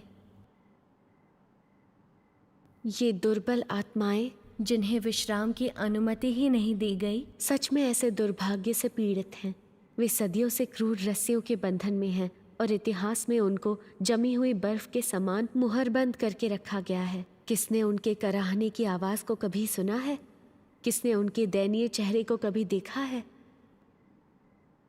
क्या तूने कभी सोचा है कि परमेश्वर का हृदय कितना व्याकुल और चिंतित है, जिससे उसने अपने हाथों से रचा उस निर्दोष मानव जाति को ऐसी पीड़ा में दुख उठाते हुए देखकर वो कैसे सह सकता है? क्या तू भूल चुका है कि तू शिकार हुए लोगों में से एक है? परमेश्वर के लिए अपने प्रेम के खातिर क्या तू उन्हें बचाने के इच्छुक नहीं है जो जीवित बच गए हैं? क्या तू उस परमेश्वर को कीमत चुकाने हेतु अपना सारा जोर लगाने के लिए इच्छुक नहीं है जो मनुष्य को अपने शरीर और लहू के समान प्रेम करता है?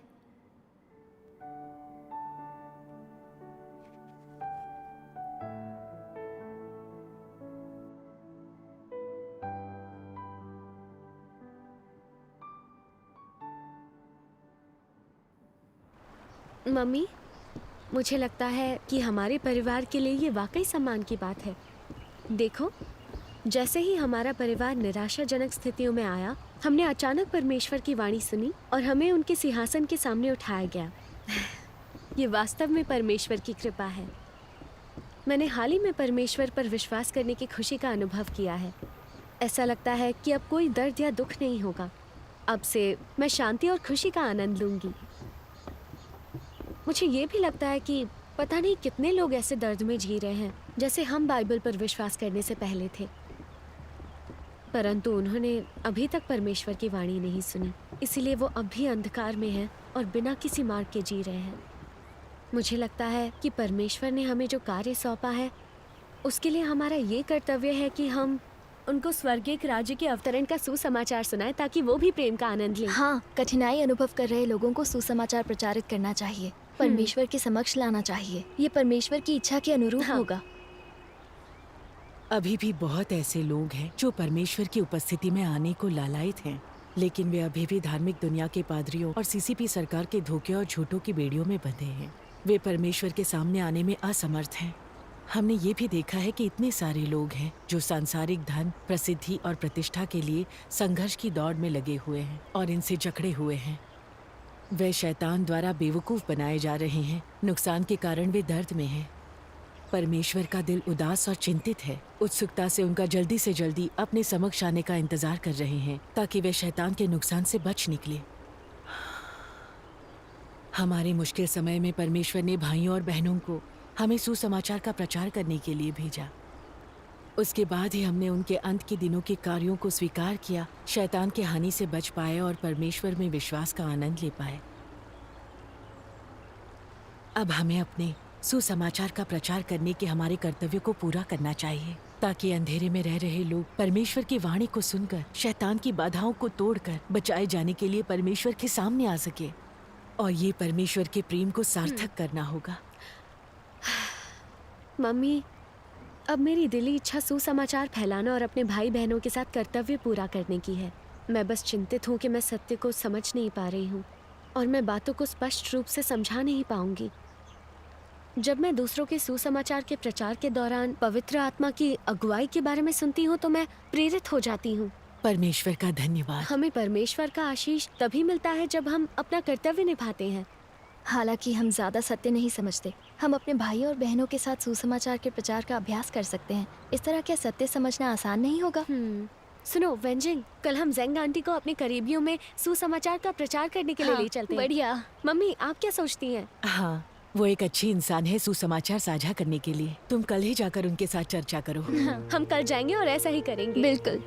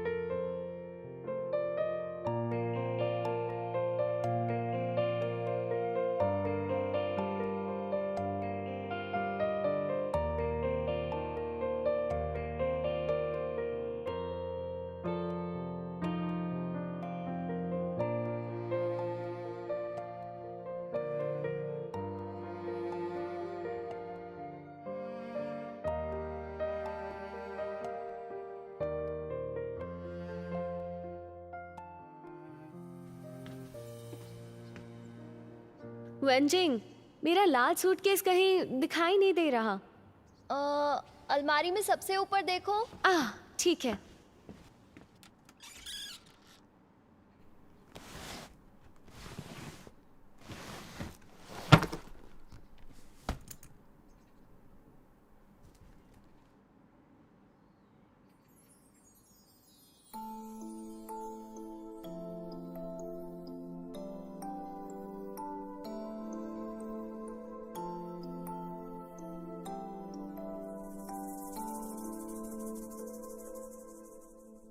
अपने नन्हे कागज पर रंगों से नन्हा सा घर बनाती हूँ मैं। प्यारी मम्मी घर में है, प्यारे पापा भी घर पर है।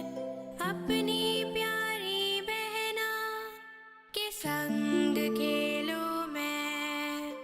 खिली खिली धूप में हम सब तपन से भर जाते हैं। मम्मी भी खुश है, पापा भी खुश है, हम दोनों बहनें भी खुश हैं। बस खुशियाँ ही खुशियाँ हैं, कागज पर रंग में सिमटा ये मेरा परिवार है। ये मेरे मीठे सपनों का प्यारा सा संसार है।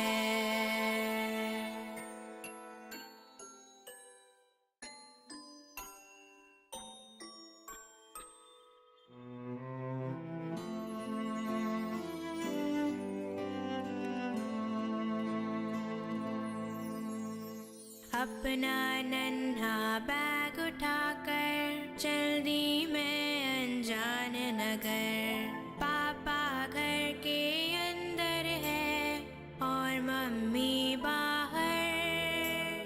मैं और मेरा नन्हा बैग जाते उस घर कभी जो जाना पहचाना था। मम्मी घर के अंदर है पर पापा बाहर। अपना नन्हा बैग उठाकर भटक रही हूँ राहों में। जाना कहाँ समझ नहीं पाती, भटक रही हूँ राहों में। मेरा नन्हा बैग ही बस मेरा इकलौता साथी है। बस ये ही मेरा घर है जिसको छोड़ नहीं पाती हूँ मैं।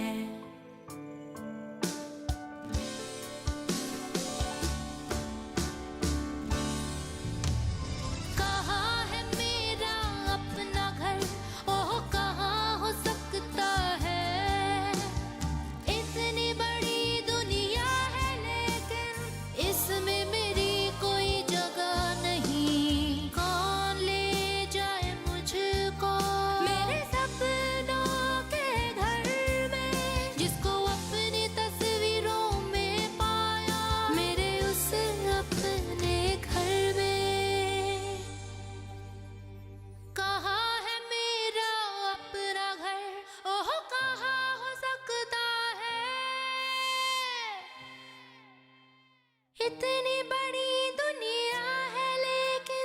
इसमें मेरी कोई जगह नहीं। कौन ले जाए मुझको मेरे सपनों के घर में, जिसको अपनी तस्वीरों में पाया मेरे उस अपने घर में।